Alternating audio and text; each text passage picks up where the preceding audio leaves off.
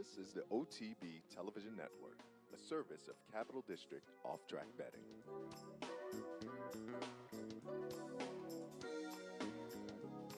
As they come to the top of the stretch, Game On Dude is all out. Cutting the corner is Fort Leonard. Will take charge. Declaration of War coming to a furlong to run. Mucho Macho Man. Declaration of War. Fort Leonard on the inside. Mucho Macho Man has the lead close to home. Mucho Macho Man. Declaration of War will take charge of final man. Mucho Macho Man.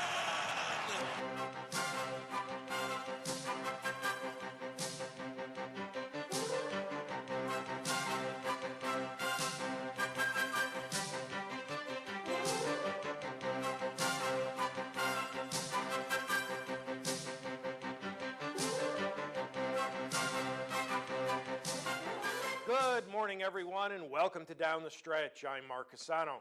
On this morning's Breeders' Cup Saturday show, we'll review the Friday Cup action. We'll welcome in a pair of special guests live from Santa Anita.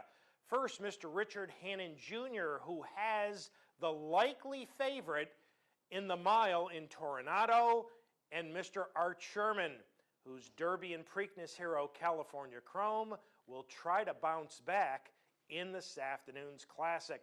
And later on, I'll have a couple of spot plays for you as well. So all of that and much, much more if you stay with us for this, our November 1st edition of the program, which is being sponsored by Parting Glass Racing. For the final time this year, Saratoga's original racing partnership, and they've enjoyed a fine 2014. Visit them on the web at partingglassracing.com and by Bloodlines Racing. Racing quality horses like Invading Humor and Distorted Beauty for their newest offering. Visit them on the web at bloodlinesracing.com. Once again, good morning. Happy Breeders' Cup Saturday. Welcome to November. Did you happen to see the weather forecast for tonight and tomorrow? I can't get myself depressed because we've got a show to do here, but this is just a terrific day of racing. Going to have some fun reviewing yesterday's races and looking ahead at today. Very quickly, this comes from the Daily Racing Form. I have handicapped nearly every race in every Breeders' Cup, but I didn't know this statistic. Daily Racing Form reported that 32% of all Breeders' Cup winners over the years, I mean, that's pretty close to a third, had been 20-1 or greater. Now, that wasn't the case yesterday. We'll have to see what happens today.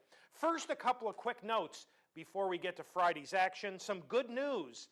Beholder, the dual champion who was scheduled to be sold next week, will instead point to a 2015 campaign. Forced to miss yesterday's distaff due to a fever, she will now point to next year's distaff at Keeneland. And remember, Beholder has never won outside of the state of California. And the great Zenyatta in the news. Unfortunately, her weanling daughter by Warfront had to be euthanized after a paddock accident recently at Lanes End Farm. All right, the Friday Breeders' Cup races kicked off with a juvenile turf, an event which the Europeans had won 5 of the first 7 years. The 7-2 favorite was a Euro number 7 War Envoy. For the call of the Breeders' Cup juvenile turf, here's Trevor Denman. Wet sail, a little restless. And away they go. Luck of the Kitten bounced out the gate, and Luck of the Kitten going straight to the lead. Been joined now by Lawn Ranger on the outside. Between those two, Hootenanny's taken a strong hold and pulling his way along. Wet Sail is fourth down at the rail, and Daddy DT's alongside of him. Commemorative has the pink cap down at the rail, giving them 4 length start. The pace is good early on. Conquest Typhoon racing between horses, keen to go on too. On the far side we have War Envoy in the black colours, a good 10 off that leader now, starting to sprint away up front. Then we come back to Imperia, International Stars alongside of that. They've been followed by Danny Boy, and then comes Faithful Creek. In behind them is Offering Plan and Startup Nation as last. They strung out over a lot of ground as they run past the half mile, and it's Mike Smith and Luck of the Kitten winging out here. Luck of the Kitten leading it by 2.5 lengths. Lawn Ranger now cuts into that lead second. Hootenanny moves into contention third. Daddy DT on the far side. Wet Sail is down at the rail. Commemorative being sent along. Along the inside, Imperia starts to join the fray too, and on the far side is Conquest Typhoon. Heads a turn for home, and Luck of the Kitten hugs the rail and goes for home. Luck of the Kitten in front, just over a length. Lawn Ranger now, here's Hootenanny coming flying down the centre. Hootenanny and Frankie Dettori in full flight on the outside. Luck of the Kitten tries to keep them at bay, but Hootenanny gets the lead, and it's going to be Hootenanny, perfectly ridden by Frankie Dettori. Hootenanny, the morning line favorite, who went off at 6-1, relaxes off the pace under Frankie Dettori and runs down his uncoupled stablemate, Luck of the Kitten, by 3/4 of a length to win the juvenile turf and give trainer Wesley Ward a 1-2 finish. Daddy DT would get up for third. What a nice piece of training by Ward. As Hootenanny had never been beyond 6 furlongs, he'd never been around 2 turns, and hadn't started since August 24th.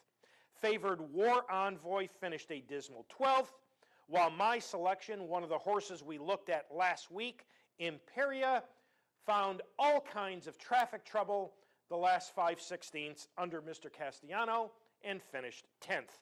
1 minute 34.79 for the winner, Hootenanny. Up next, the Dirt Mile, a race which will certainly produce the shortest price favorite of any of the 13 Breeders' Cup races. Number 1 Golden Cents was the 70-cent to the dollar favorite. And as we pick it up, Golden Cents inside had been under intense pressure from Vickers in Trouble through very fast fractions of 22.06 and 44.80. Now, Rafael Bejarano was able to give Golden Cents a little breather from the 3/8 pole to upper stretch, and he would need that breather to hold off the charge from the 3-year-old Tapiture.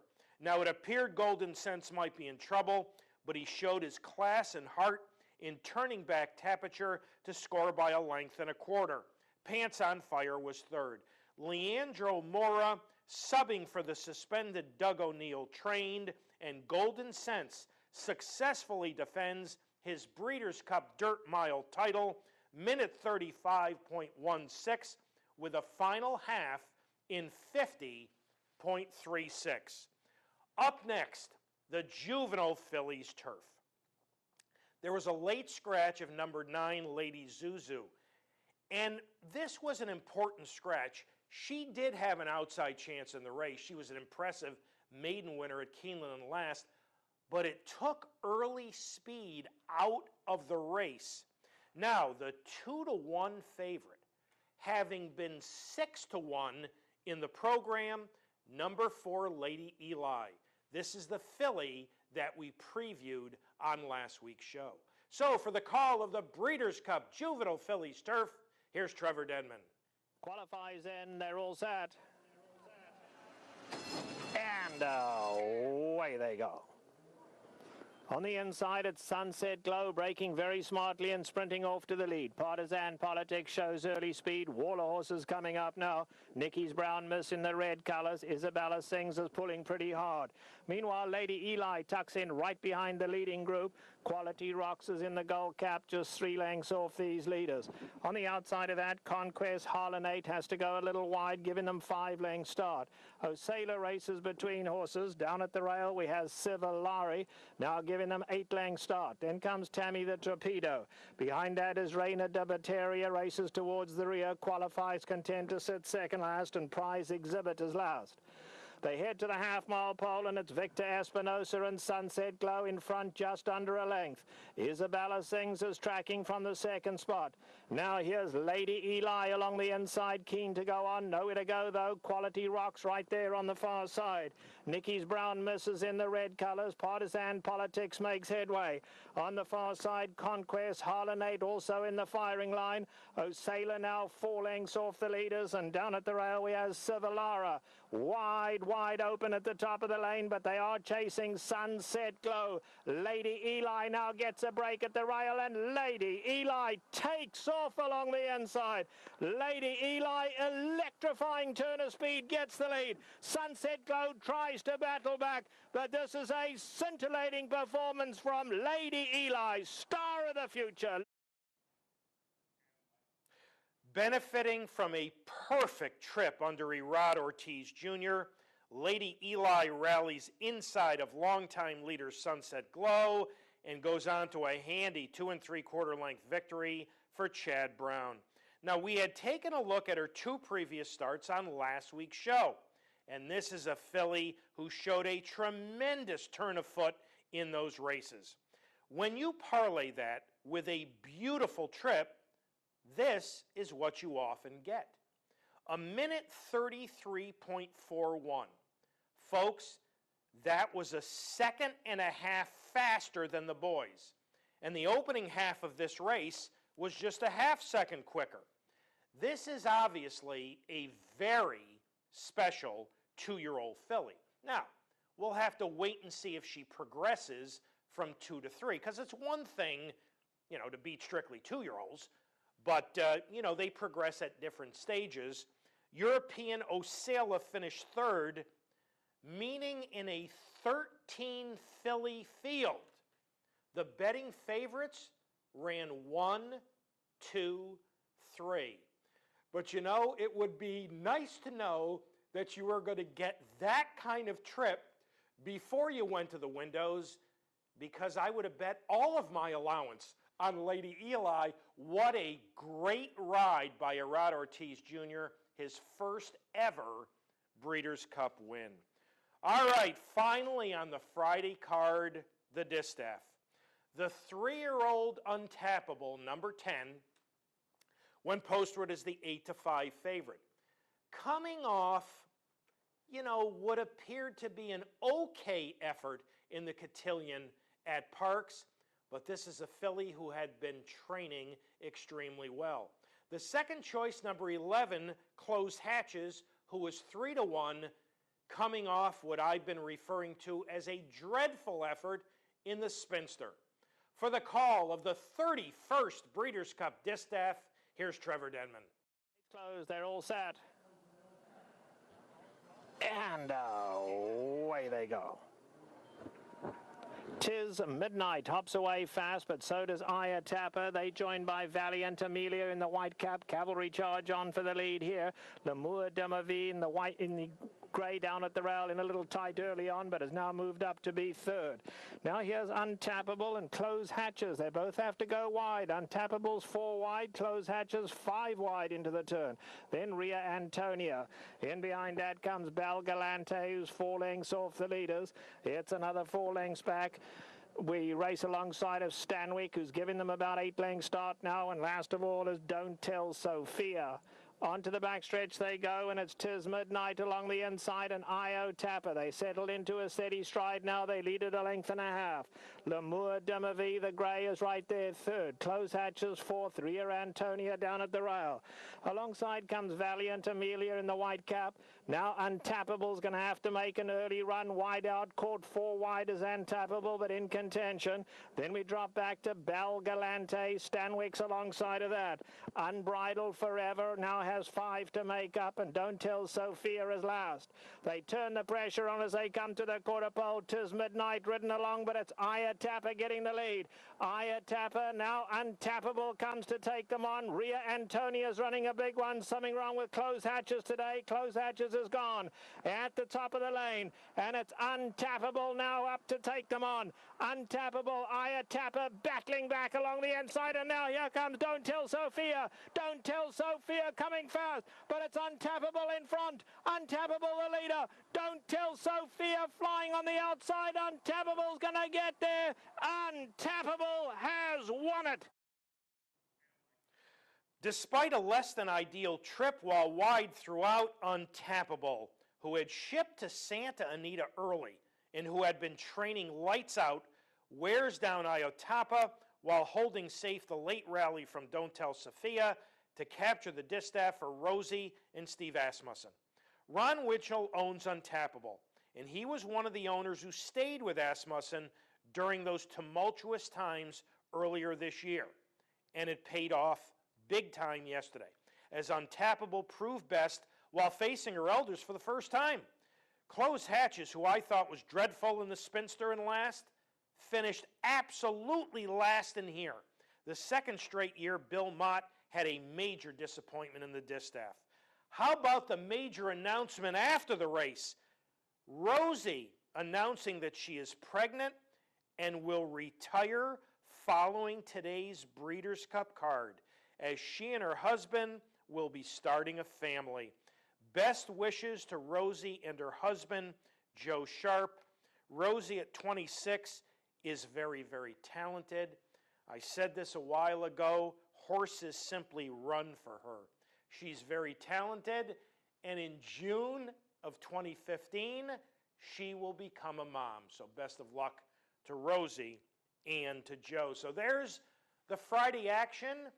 You know, very, very formful. The longest price was Hootenanny, and he was the morning line favorite.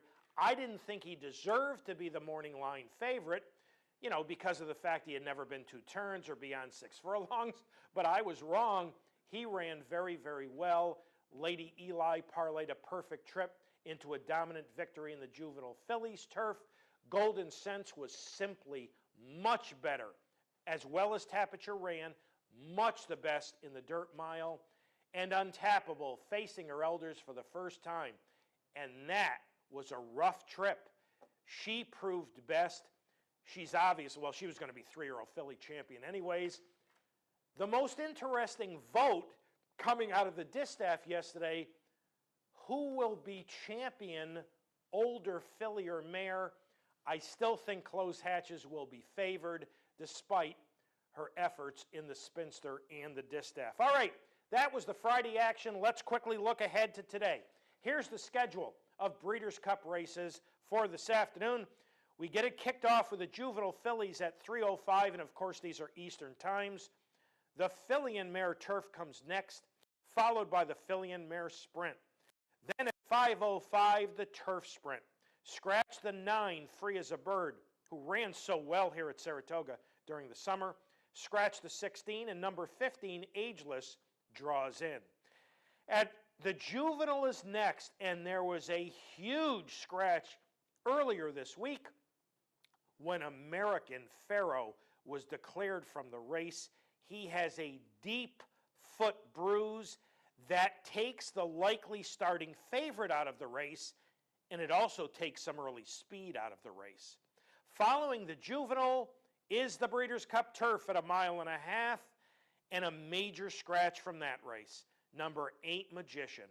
The defending champion was scratched due to lameness.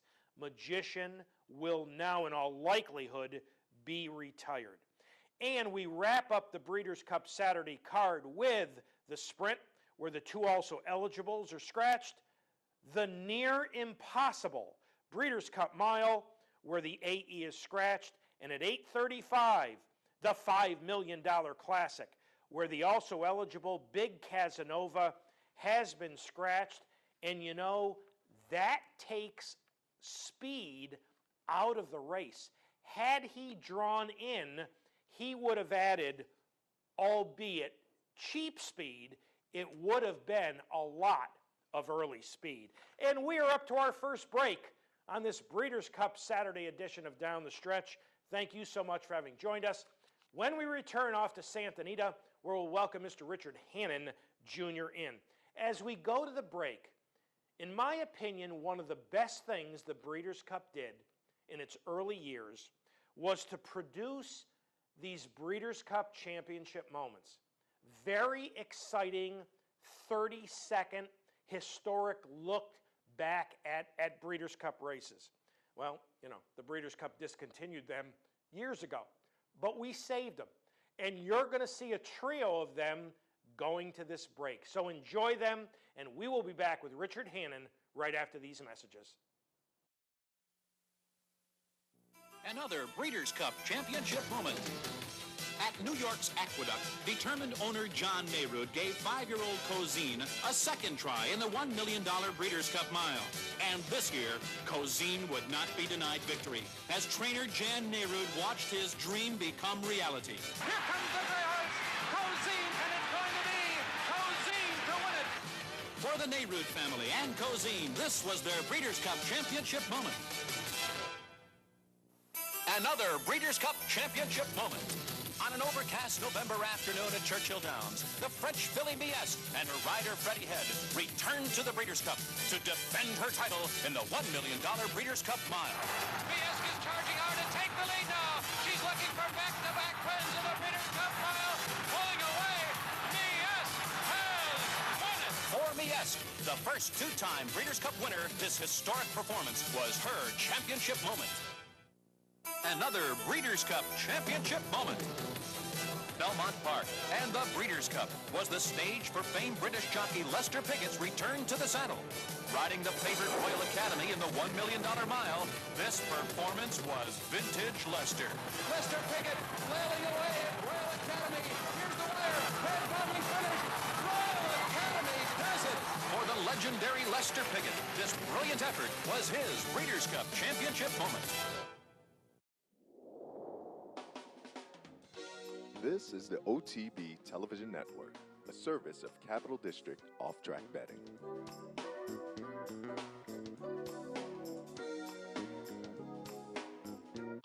Looking for a racing partnership with proven success? Bloodlines Racing is for you. Using genetic profiling, Bloodlines horses are bred from some of the most successful thoroughbreds in the world. Horses like Distorted Beauty and Invading Humor have won 6 of their last 7 races over the summer and together have delivered to our partners more than $366,000 in earnings. For our latest offerings and opportunities, visit us at bloodlinesracing.com. Bloodlines Racing. Racing quality. Funding your Capital OTB bet account is as easy as 1, 2, 3. 1. Easy Money. Clearly the fastest and easiest method of depositing funds into your account. Make deposits or withdrawals in just minutes. 2. Green Dot Money Pack. Gives you instant access to your funds. Green Dot Money Packs are available at thousands of retailers nationwide.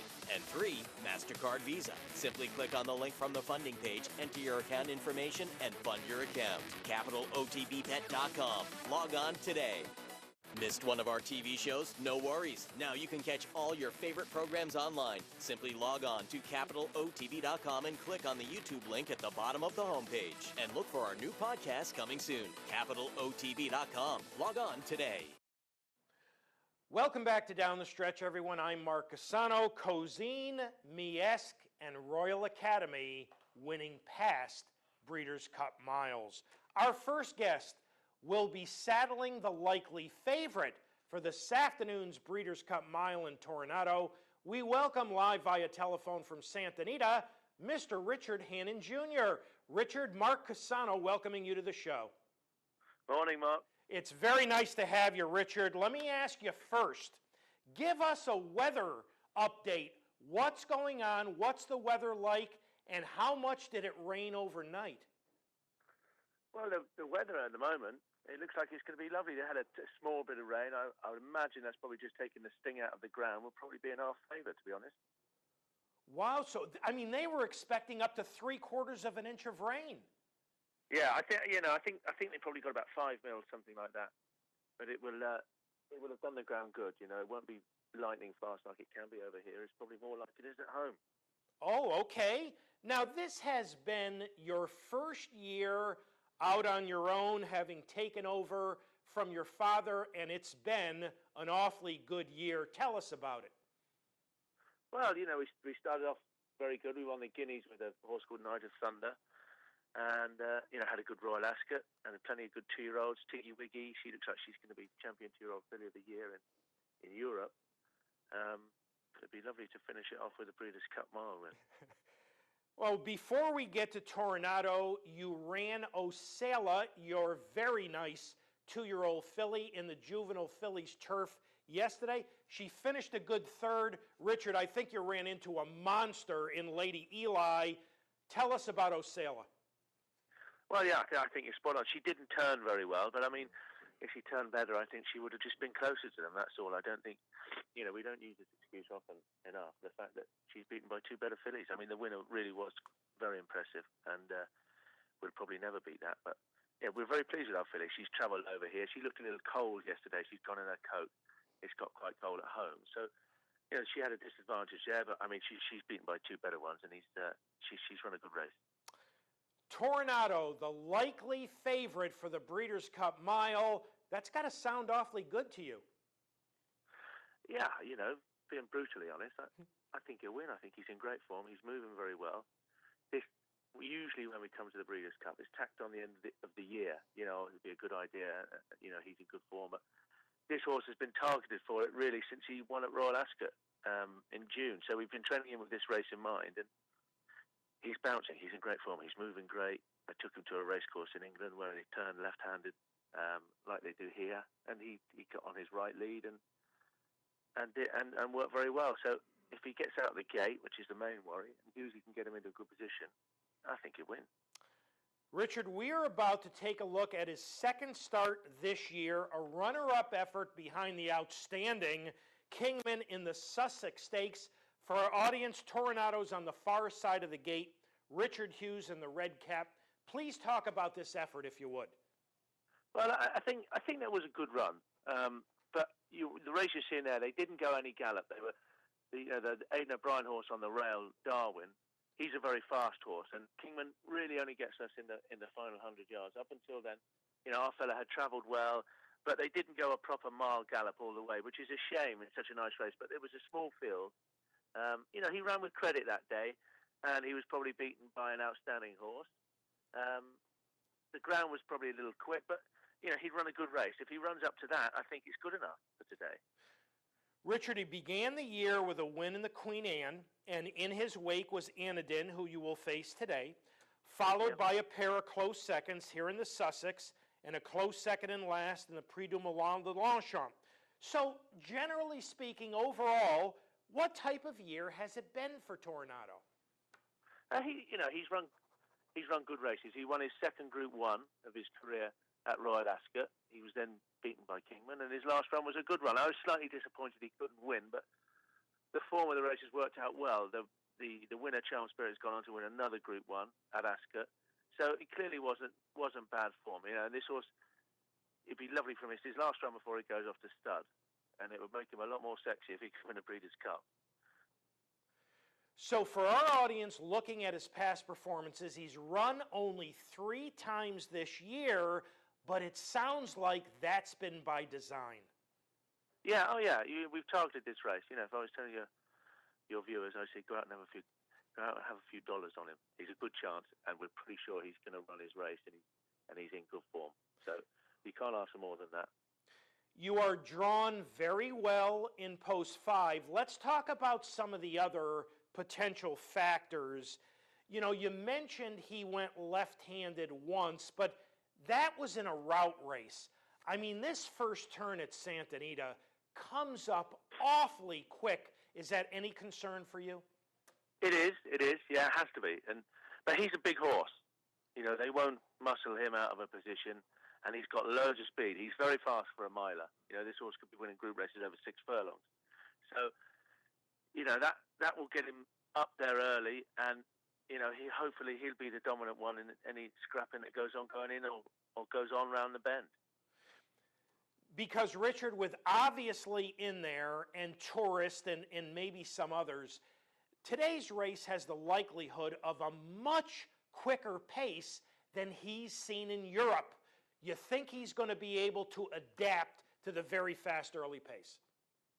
Well, I think that question, P. Hans, is probably at 4:45 after the race. But he's a fast horse, and you know they are going to go quick. But I think in a strange way it might suit him. You know, there are some horses in there that won't be good enough to lead him a long way. So hopefully we'll see him coming on the bridle, just turning out of the backstretch, and he'll be fine from there. But the first bend is a concern. You know, you have to be concerned about this. But you know, I've done my job, got him to the racecourse. He's fit, he's well, he's healthy, and now Husey, who's on top, he's going to do his job.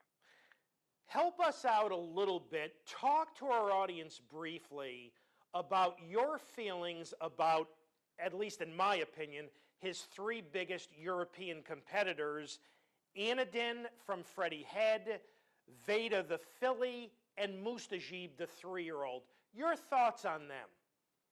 Well, I think out of the three of them, the one that worries me most is probably Mustajib. He's quite lightly raced. He's a talented horse, and he's won a Group 2 at Royal Ascot over 7 furlongs. So he'll have no problem going to gallop and being up with the speed early on. Anadin, for me, he's just probably 5 pounds below what is required to win this race. That's my opinion, you know. And the filly would have a chance as well, but I'd be frightened of the Dermot World horse, most of all, who I think is about 6 to 1. Well, you have come over with Dad in the past with a number of horses who had run very, very well in Europe, not able to get that first Breeders' Cup victory yet. What would it mean to you in your first year of training on your own to win the prestigious Breeders' Cup Mile? Well, it would mean everything. I've been here a few times, and we keep going back home disappointed and, you know, thinking how we can improve. And I think this is the best horse we brought out here by some way. Sky Lantern was 6th or 7th in the Fillies Mile 2 years ago, and she didn't get any run, you know, didn't get any daylight all the way round. Now, this horse is probably the best horse in his generation in Europe, or one of them, and he's just got to come here and prove it. You know, it would mean everything for me personally if he did win. We've been trying a long time, and you lot owe me one, I think. I keep coming and I don't get any reward, so hopefully I'll get some today. Well, Richard, first of all, thank you very much for having joined us this morning on Down the Stretch. We appreciate your time. All congratulations on all the successes in your first year out on your own, and all the best later this afternoon with Toronado in the mile. Well, you're welcome. Thank you very much, and hopefully I'll be on to you later on. You never know. Thank you, Richard. Good luck. No problem. Richard Hannon, ladies and gentlemen, and you know, in handicapping the previous 30 Breeders' Cup miles, it's fascinating because this is the best European horse, without question, on strictly European form. But the key for the Europeans in all these years coming over here is not only the European form, but more importantly, in my opinion, more importantly, how they adapt. Because most of the miles run in Europe are either on straight courses or they go in small fields with very conservative paces, like you saw in the video in the Sussex Stakes. Well, there's not going to be a conservative pace this afternoon. They're going to go flat out when that gate opens. And it's which European can parlay their Euro form to American-style racing. Is Toronado good enough to do that, or will it be one of the other Europeans? Because with Wise Dan out, this is their best opportunity in a number of years. All right, we are up to our next break. When we return, Mr. Art Sherman. As we go to this break, a pair of Breeders' Cup Championship moments for you. These were the early Breeders' Cup Classics. So enjoy them going to the break. Back with Art Sherman right after these messages. Another Breeders' Cup Championship moment. Hollywood Park was the stage for jockey Pat Day's brilliant performance in the world's richest race, the $3 million Breeders' Cup Classic. 30 to 1 long shot, Wild Again had the early lead, but in the stretch, Day would have to summon all his skills to hold the lead as the favorites gave challenge to the wire. Wild Again, Gate Dancer, slow a goal in between them, and here's the wire. Wild Again does it. For Jockey of the Year, Pat Day, this was his Breeders' Cup Championship moment. Another Breeders' Cup Championship moment. On a windswept afternoon at New York's Aqueduct, 81-year-old sportsman John Galbraith sent Proud Truth to the post in the $3 million Breeders' Cup Classic. And the truth would prevail as he came from far back to catch the leader in deep stretch. Proud Truth is ready to pick. Gate Dancer is game. Proud Truth ahead. Goes to a driving finish. Proud Truth has won it. Proud Truth gave an even prouder John Galbraith his Breeders' Cup Championship moment. This is the OTB Television Network, a service of Capital District Off-Track Betting.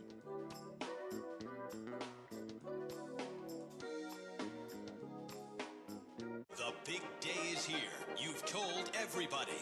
You've dressed the part. Your heart is pounding in your chest. Your horse is rolling down the stretch. He's coming. He's closing. He's the winner! You're a winner with Parting Glass Racing. PartingGlassRacing.com. PartingGlassRacing.wow.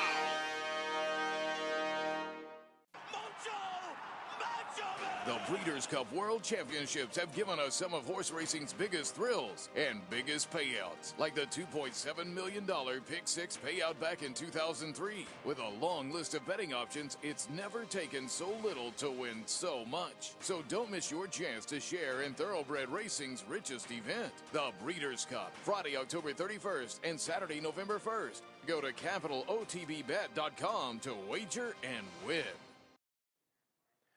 Welcome back to Down the Stretch, everyone. I'm Mark Asano. My thanks once again to Richard Hannon for having joined us, and hope you enjoyed looking back at the first two Breeders' Cup Classics, Wild Again and Proud Truth. Our final guest this morning, I think, is still basking in the World Series victory of our San Francisco Giants. Later today, his colt, California Chrome, will face his own Game 7 in the Breeders' Cup Classic. We welcome live via telephone Mr. Art Sherman. Art, Mark Casano welcoming you back to the show. Good morning, Mark. Hope everybody's doing good. Yes, we're all doing well. Art, how'd you like the Giants winning the World Series? I'll tell you, that was my team. I've been a Giants fan for many years. How good was Madison Bumgarner? Unbelievable. Unbelievable pitcher. I'll tell you, he made the difference of the World Series, I thought. You know, I was thinking if California Chrome can run as well as Madison Bumgarner pitched, he's going to be really tough later this afternoon. Art, how do you think he's going to run? Well, I've never had the horse train as well up to this race. He's been just outstanding. You know, he loves Santa Anita. He won, 3 stakes here, and this is his home track, more or less, and he drew a good post position. I love it out there, the post position 13. He can get a chance to see who's going to go the lead, and by the time the first turn comes up, he should be in a great position. Art, I want to take you and the audience back to the Pennsylvania Derby for a moment as we pick it up. California Chrome is number 1, third on the rail. Now, we all know he was trapped inside, and he doesn't like to race in there. But I'm going to tell you what worries me a little bit. When they turned for home and he got some running room outside, he didn't really fire. In fact, he was beaten by horses who, to be perfectly blunt, shouldn't even be able to warm him up. Is that any concern for you? Well, not really. You know what I mean? I can tell you that he gets really disinterested when he has to be restrained for that long. I know this horse like the back of my hand. He hates it when he's down in there and can't run. He's a free-running horse. And when he wants to go, he wants to go. And you keep taking a hold. You got no chance of him going on, Art, when we had you on the show that morning, you told us that California Chrome was doing well going into the Pennsylvania Derby. How much better is he doing today going into the Breeders' Cup Classic? he seems like a different horse. You know, I kind of thought in the back of my mind he might come up a little short for that Pennsylvania Derby. You know, I didn't really crank on him that hard, and I needed to get a good race under his belt. You know what I mean? But I just wanted him to have a little better race than that going in. But I'll tell you, he bounced out of that race and super. You can't believe the way he's training now. He's trying to run off every day, and he's just a different horse. His attitude is different, and I think you're going to see a different Chrome today running, I'll tell you that. Art, do you think he got enough out of the Pennsylvania Derby? Let's face it, that's been his only race since early June in the Belmont Stakes. Did he get enough out of that race with his subsequent training to be nice and tight for this afternoon? Well, I would think so. You know, I got to train him some key works. If you'd have seen his last work, you know, going 5/8 and 59, galloping out in 12, going out in 24 and change. You know, the horse, the farther he goes, the better he goes. You know, and now I think he's coming into his game. He's at his home track. He's gonna be a different horse today. Art, I have read where his owners, Perry Martin and Steve Coburn, have been talking about retirement for California Chrome unless he turns it around. I mean, tell us about that status. Does he have to win the Classic this afternoon to stay in training as a 4-year-old? Well, I'm not completely, you know, sometimes you make some statements, you know, I don't know. I'm not that privy to find out, you know, what's going behind the scenes. But I'll tell you, I'd love to see this horse run as a 4-year-old. I think he'd be a great 4-year-old. And I've been wanting to try him on the grass and never had a chance to yet. But I know as a 4-year-old, I'll get plenty of opportunity. Well, Art, as always, we appreciate your time. Thank you so much for having joined us this morning on Down the Stretch. And all the best with California Chrome later today in the Breeders' Cup Classic. I appreciate that. Thank you. Thank you, Art. Art Sherman, ladies and gentlemen. And this is just one of a number of fascinating and difficult handicapping puzzles for the Saturday Breeders' Cup races. California Chrome at his best from this post position, outside of all the other speed, at his best can be very, very dangerous. But can he be at his best? I mean, off the Belmont Stakes and off the very poor effort in the Pennsylvania Derby, can Art have him fit enough and tight enough? Or is it a case where Art got him so good during the early season and through the first 2 legs of the Triple Crown, and the other 3-year-olds have simply caught up to him? Well, we're going to find out at about 8:35 tonight. But I have a tendency to agree with Art that you're going to see a much different horse later today than we saw in either the Belmont or the Pennsylvania Derby. Whether that's good enough to win remains the $5 million question. And we are up to our final break. When we return, some spot plays on this afternoon's Breeders' Cup Saturday card. As we go to this break, the years 1987, Hollywood Park, 1988, Churchill Downs, and the 2 memorable classics. So enjoy them going to the break, and we will be back with some spot plays right after these messages. Another Breeders' Cup Championship moment. Hollywood Park was the stage for an epic battle between Kentucky Derby champions Ferdinand and Ali Sheba in the world's richest race, the $3 million Breeders' Cup Classic. And the champions would battle it out to the wire. Ferdinand, Judge Angelucci on the outside, Ali Sheba. Ferdinand has the lead. Ali Sheba, a final surge. The 2 Derby winners hit the wire together. Ferdinand's classic win was his Breeders' Cup Championship moment. Another Breeders' Cup Championship moment. As the November daylight faded at historic Churchill Downs, Ali Sheba sought to capture the $3 million Breeders' Cup Classic and become the richest thoroughbred in racing history. Ali Sheba with a short lead. He's unveiling, seeking to go a final move as they come to the wire. And Ali Sheba, America's horse, has done it. For Horse of the Year, Ali Sheba, this was his Breeders' Cup Championship moment. This is the OTB Television Network, a service of Capital District Off-Track Betting.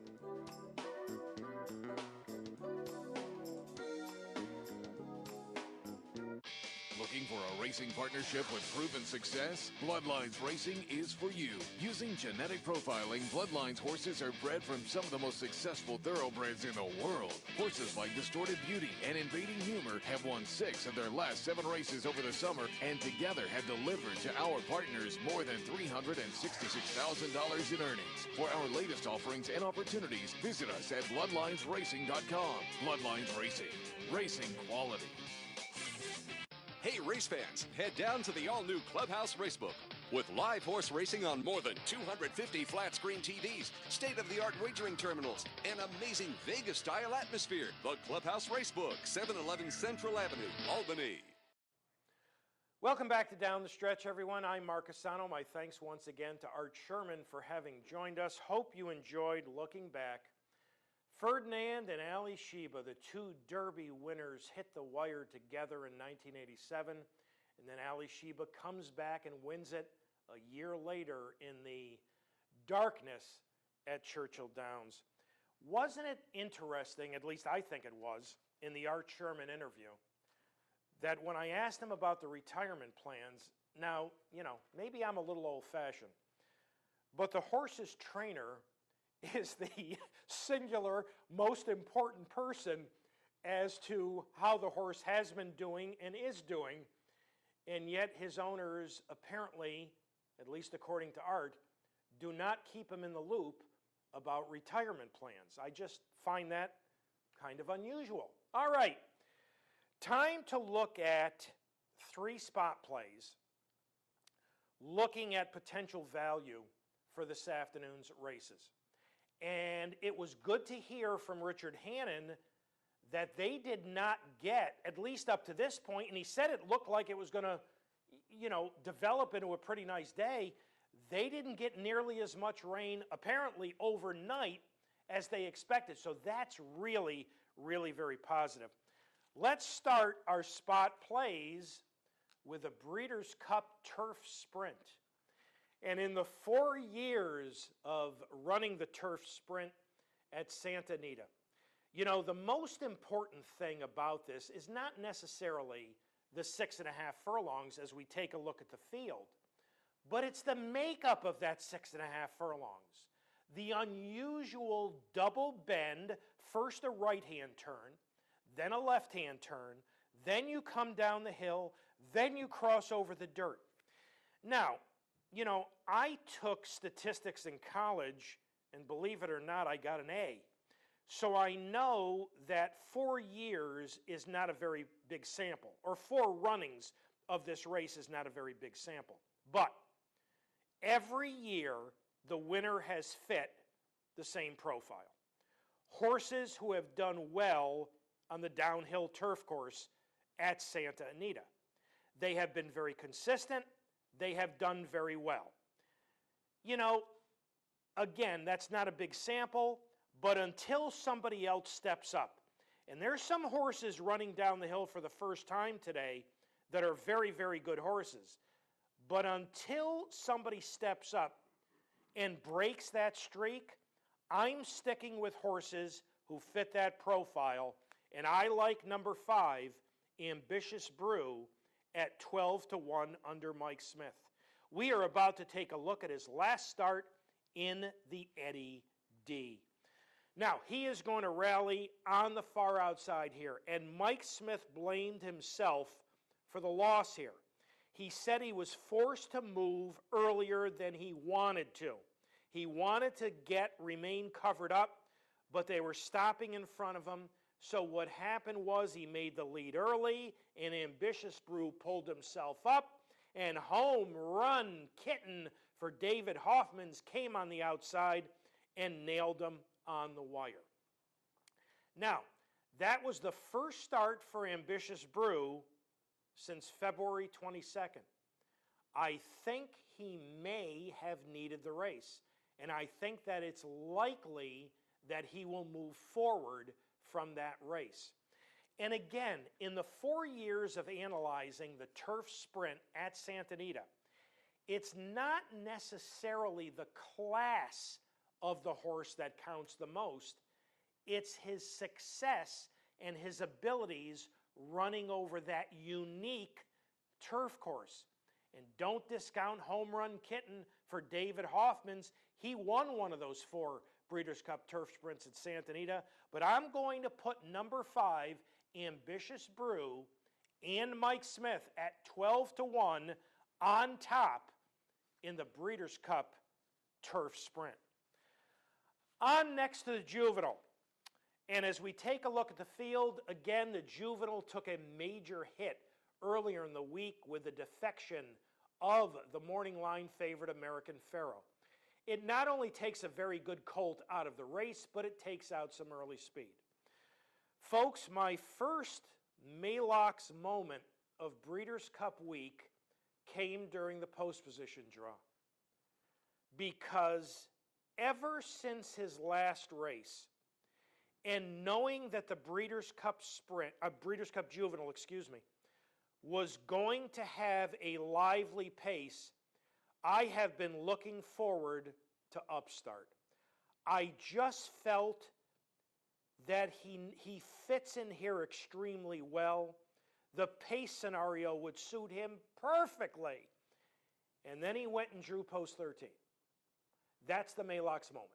Now, with the scratch, he draws in 1. Let's go back and take a look at his runner-up effort in the Champagne. As we pick up the Champagne, he is inside, tipping out now. Daredevil is going to win this race pretty much wrapped up. But the way this track played on Champagne Day, I thought this was a very fine runner-up finish. And let's remember, Daredevil drew 1 post inside of Upstart, but with his running style, Javier Castellano is going to have to use him early. Now, folks, from this post, this is a brutal post. There's no way around it. But, if the speed leaves and runs out of there, and Jose Ortiz, when the gates open, gives up some forward position, but drops in to save some ground, there's a reasonable chance that there's a pace meltdown. Because I want to tell you something. You look at Carpe Diem and he's quick. You look at Daredevil and he's quick. But they're not quicker early than number 8 Super Colossal. I mean, I went and took a look at this horse's races at Monmouth on video. Man, is he fast. And he's a pretty good colt. Don't underestimate his ability. I tend to believe in post positions more than the great majority of handicappers.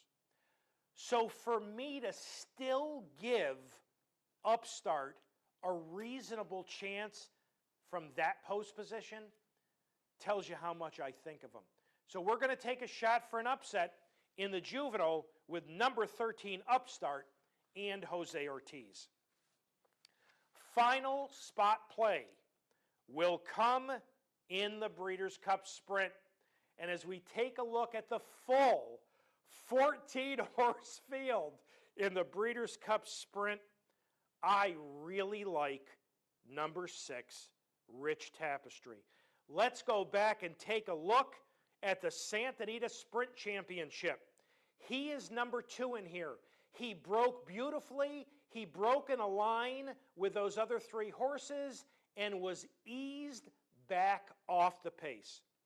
Folks, this was his first race since late April. They shipped him to the United States, this as a prep, all the time as a prep for this afternoon. Now, this is Golden Sense rallying on the far outside. we know he's a pretty good racehorse. Inside that secret circle who won this race last year. And here comes Rich Tapestry. This horse hasn't run very often on dirt. I think he ran twice in Hong Kong on fast dirt tracks. And knowing that this was a prep and a race in which they felt would move him forward, I thought that this was not only an outstanding effort, but I do like the fact that he has rateable natural speed. Because when those gates open this afternoon for the 31st Breeders' Cup Sprint, I mean they are going to go flat out. And I like the fact that this horse is rateable, but he's got enough natural speed where the jock can put him in the game. I never thought one of my spot plays would be in the sprint. That's a little bit unusual for me, but I just like the way this horse is coming up to the race. By all accounts, he is training beautifully, and I love the way his running style fits into the race. So Rich Tapestry at 5-1 in the line will be our third spot play. Now, we've got to take a look at the Breeders' Cup Classic. It's $5 million. Here's a look at the 14-horse field. For me, you know, I'd love to find an upsetter in here, but I can't quite get past Shared Belief, and I'm giving him the edge. Let's take a look at his last start in the Awesome again. If you folks remember, we had his trainer, Jerry Hollendorfer, on the show that morning. And I asked Jerry specifically the question, Jerry, would you like an easy race or a hard race for him? And Jerry, without hesitation, said, I would much prefer having an easy race. Well, he got anything but an easy race in the Awesome again. But you know what, folks? Even though Jerry knows his gelding much better than I do, I'm going off better than 30 years of handicapping, and I love it when a horse gets battle tested. That is huge for me. Shared Belief has never really beaten all that much. He beat Candy Boy 3 back. Hey, Candy Boy's a nice 3-year-old, but he's not the upper echelon. He beat Toast of New York and Imperative in the Pacific Classic. You know, neither one of them has a great chance this afternoon. And he beat Fedbiz, who ran lousy yesterday, and Footbridge in the Awesome again. So it's not the company lines, but you know what it is? Every time they've asked him to do something, he's done it and done it extremely well. You know, he had the foot problems. Came back this year with a 6-furlong sprint and immediately stretched out to 1 1/8 miles and looked wonderful doing it. Then, never having run 1 1/4 miles, he did that in the Pacific Classic and did it with style and quality. The last time they tried to gang up on him in the Awesome again, and he proved good enough. So again, I don't think he's beaten that much. This is by far and away the best field he's ever faced. But you know, this is an awfully good 3-year-old. So I'm going to give him the edge. There's any number of horses who can beat him. Tonalist can beat him on his best. California Chrome can beat him on his best. Zevo appears to be doing very well. Bayern can beat him on his best. As a shot, I think Cigar Street is going to run well this afternoon. He's more of a grinder. When you look at his PPs, you're going to see him on the leader up close. But those were more conservative pace races. He's going to be forwardly placed, but he's kind of a grinder that'll give you, 24 and change quarter after 24 and change.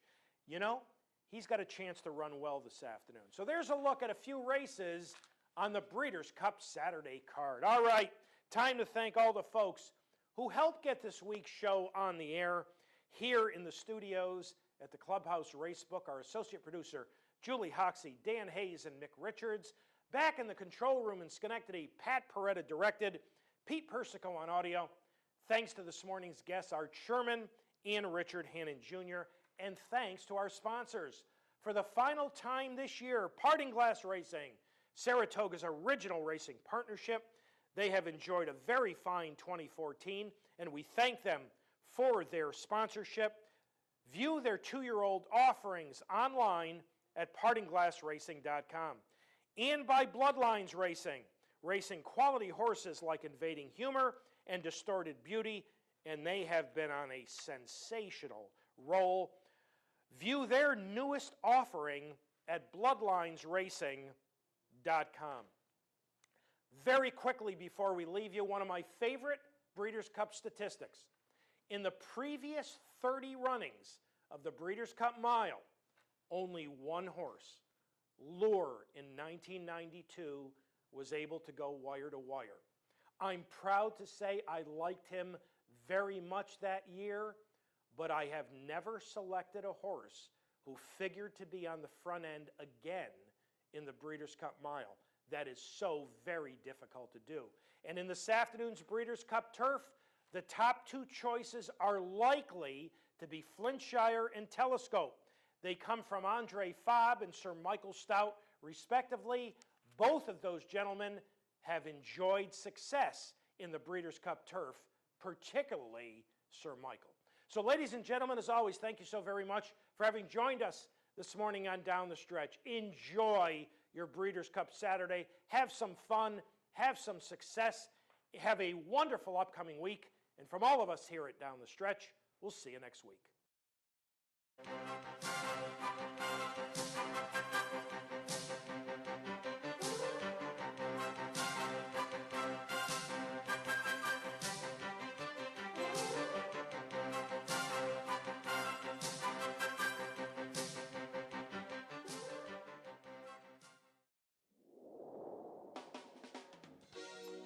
You're watching OTB TV, a service of Capital Off Track Betting.